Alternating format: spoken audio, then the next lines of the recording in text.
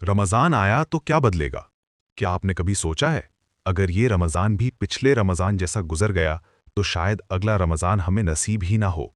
हर साल रमज़ान आता है, चाँद नज़र आता है, हम खुश होते हैं, मैसेजेस आते हैं, मुबारकबादें होती हैं, लेकिन क्या वाकई हमारी ज़िंदगी बदलती है?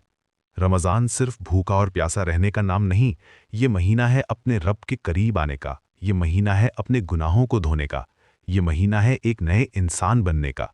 सोचिए, पिछले रमज़ान में आपने क्या वादे किए थे? नमाज पढ़ूंगा, कुरान शुरू करूंगा, गुनाह छोड़ दूंगा। क्या वो वादे पूरे हुए, या रमज़ान गया और हम फिर वही पुराने इंसान बन गए? याद रखें, रमज़ान हमें बदलने आता है। अगर हम न बदले, तो खसारा रमज़ान का नहीं, हमारा है। इस महीने में शैतान कैद कर दिया जाता है, लेकिन एक दुश्मन फिर भी आज़ाद रहता है, हमारा नफ्स। और असल जिहाद इसी से है।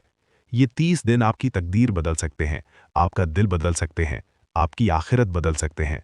मगर शर्त एक है, आप सच में बदलना चाहते हो। इस रमज़ान सिर्फ इफ्तार का इंतज़ार ना करें, मगफ़िरत का इंतज़ार करें। सिर्फ खाने की तैयारी ना करें, अपने नाम की जहन्नम से आज़ादी की तैयारी करें। क्या पता यही वो रमज़ान हो जो अल्लाह को आपसे राज़ी कर दे? तो आज, अभी, इसी वक्त फैसला करें, मैं इस रमज़ान वैसा नहीं रहूँगा जैसा पहले था। मैं बेहतर बनूँगा, मैं नमाज वाला बनूँगा, मैं कुरान वाला बनूँगा। और शायद इसी फैसले से आपकी पूरी ज़िंदगी बदल जाए। अगर आप वाकई चाहते हैं कि ये रमज़ान आपको बदल दे, तो दिल में नियत करें और आमीन कहें।